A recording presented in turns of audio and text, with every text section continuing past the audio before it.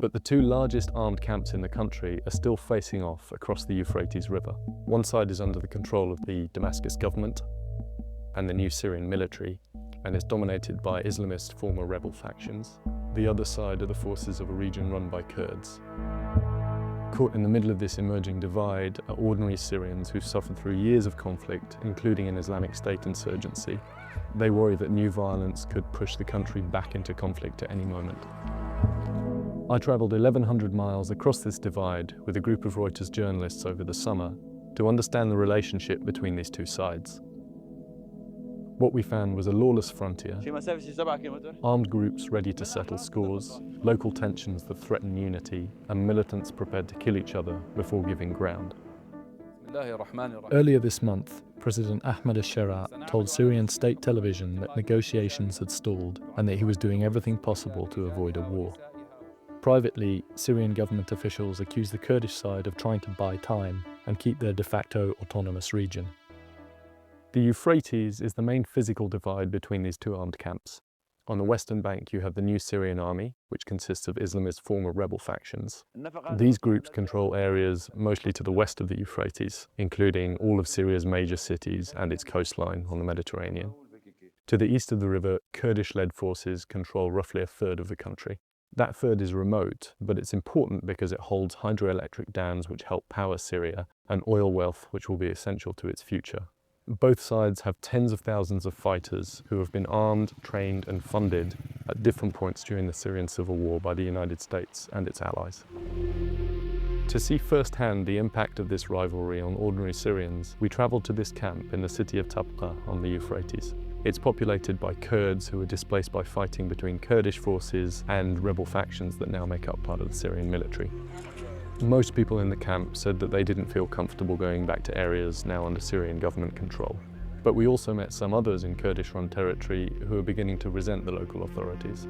We travelled to some Arab-majority areas under Kurdish control, including the city of Raqqa, which was Islamic State's Syrian capital. We met residents there who complained that the security forces are using the ongoing threat of Islamic State attacks to crack down on local activism. We found concrete evidence of the Kurdish side preparing for the worst when we travelled to the hills around the Tishreen Dam in northern Syria. We found that workmen had been digging new tunnels in the hills for fighters to shelter from potential attacks by Turkish warplanes or by the Syrian army. We went into the tunnels while the workmen took a break, and we found that even though they're in their early stages, they already extend a couple of hundred feet into the mountainside. They're high and wide enough for somebody to walk down comfortably. The tunnels were cool and damp, and being dug with picks and shovels. This commander, Mu'tasim Abbas, leads a Turkish-backed faction that has fought against Kurdish forces before. Abbas has fought almost all his adult life and was calm and measured. He told us the Assad regime and Islamic State were always worse enemies than the Kurds, but that now the Kurdish-led Syrian Democratic Forces were the main focus. We also visited Deir ez-Zor, one of Syria's most heavily destroyed and neglected cities. It's also divided exactly by the river between these two sides. This dirt bridge is the only thing that links the two halves of Deir ez-Zor. Militants from each side guard either end of the bridge. When we crossed it, it was tense. Fighters were trying to control a crowd that wanted to get from one side to the other and had their guns loaded and ready to fire. Since then, there have been a number of gun battles across the river that have wounded several civilians and several fighters. We met the commander for Deir ez-Zor in the new Syrian army, who believes that all Arab-majority areas under Kurdish control should be taken back, including his own village.